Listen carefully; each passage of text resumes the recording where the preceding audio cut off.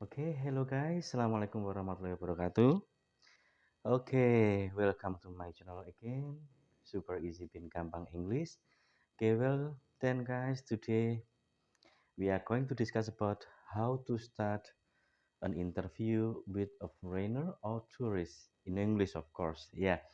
So these topics, um, I mean, I try to deliver and try to explain to you about easy way how to start an interview or conversation with foreigner or tourist in English, because there are so many questions given to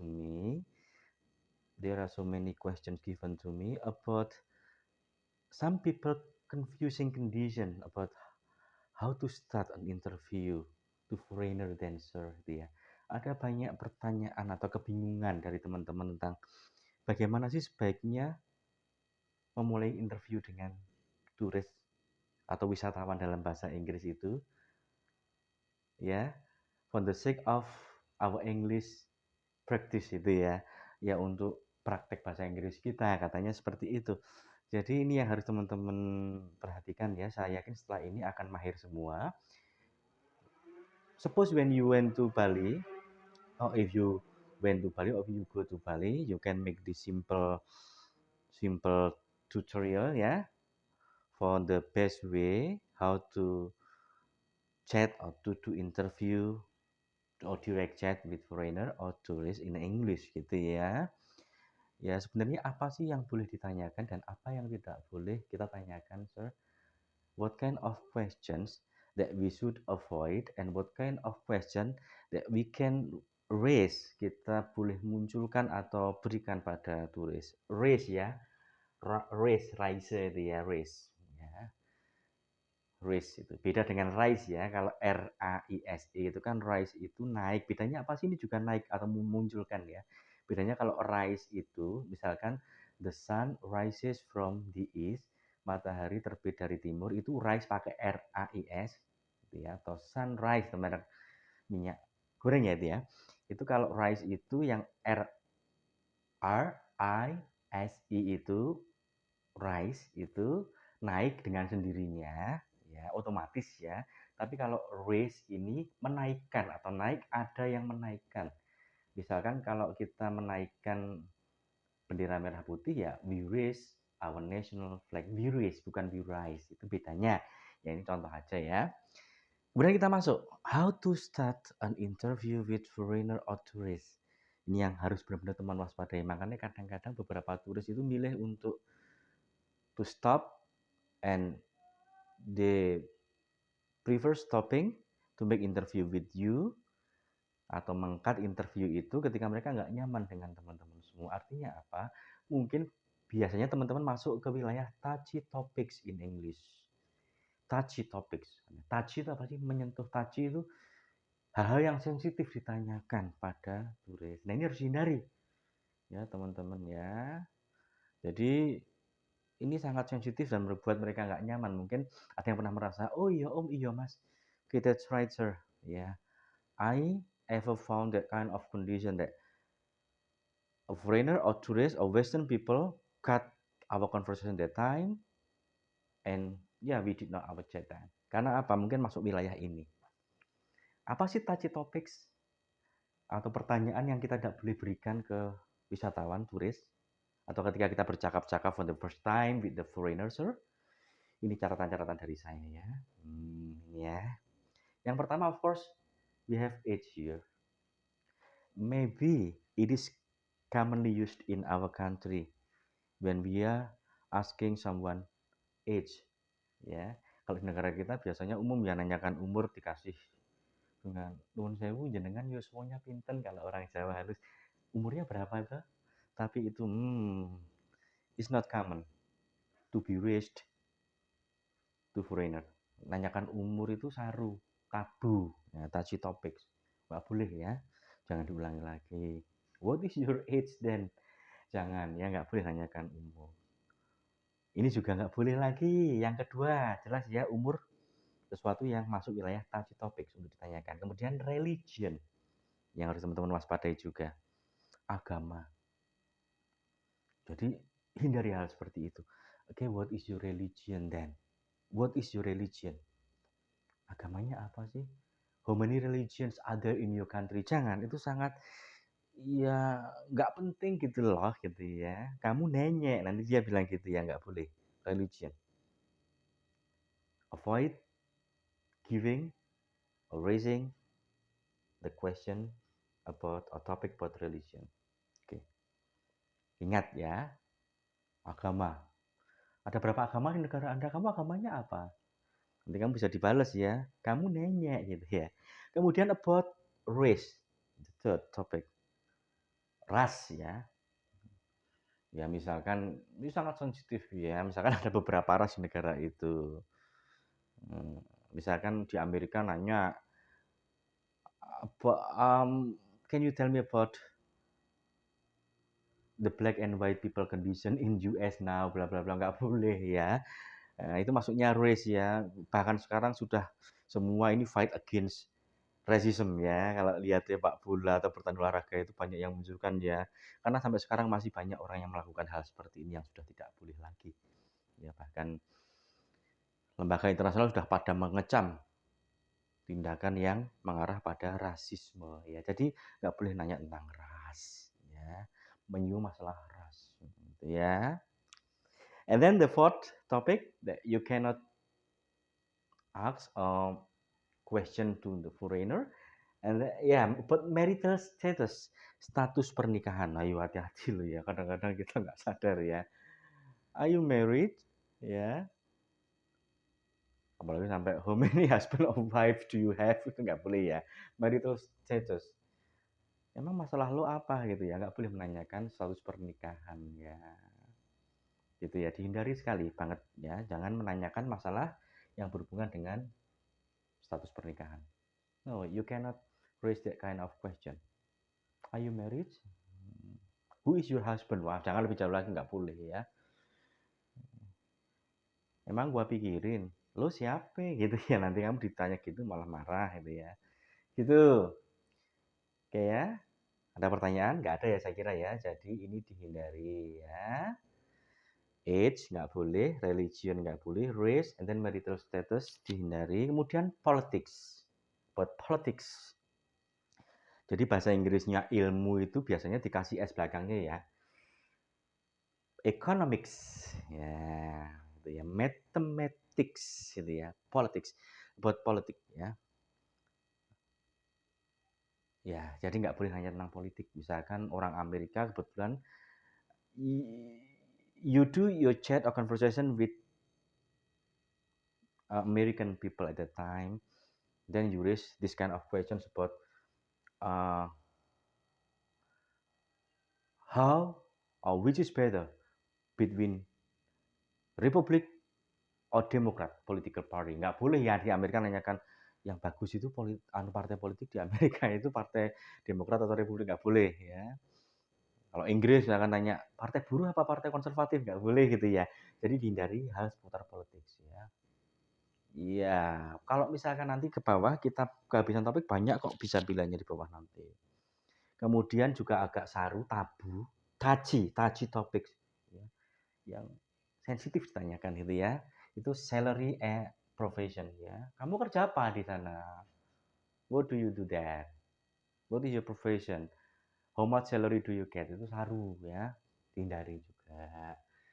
Ya, tapi apapun mungkin secara halus adik-adik teman-teman masuk pada wilayah ini dan ingat English, remember about what I'm saying now.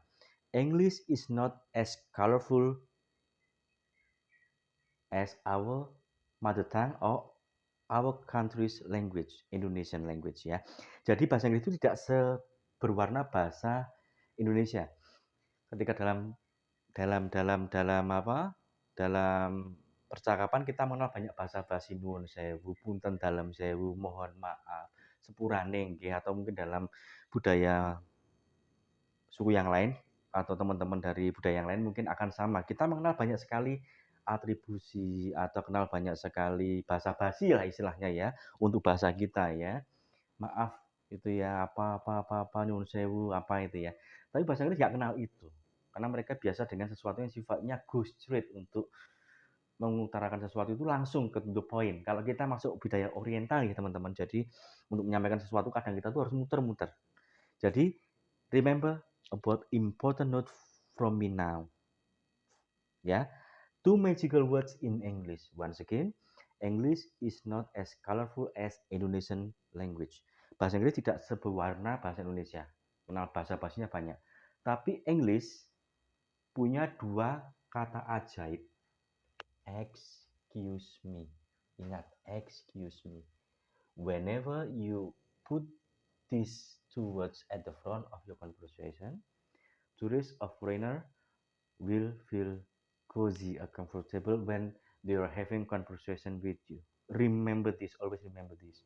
Mungkin bisa mengeliminasi kalau keceplosan masuk di sini juga. Ya, lanjut topik. Ada dua kata ajaib yaitu excuse me. Sebetulnya excuse itu artinya bukan, kalau pernah memperhatikan materi saya tentang materi belajar bahasa Inggris dari nol dengan Jaren dan Tufab 1 dulu. Excuse itu artinya meminta maaf, bukan permisi ya.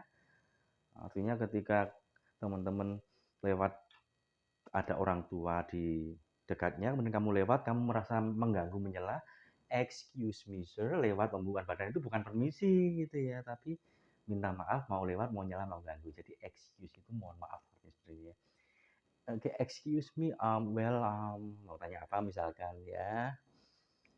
Gitu. Kemudian kita masuk yang kedua, questions you may deliver. Pertanyaan yang bisa Anda sampaikan. Ya, yang umum ya. General topic you can raise to them. Yang pertama pastilah ya about greeting ya dan welcome them itu ya, greeting. Ya, oke. How are you, atau mungkin milih how do you do nggak apa-apa ya. How do you do? How are you? Beda how are you sama how do you do tapi ya.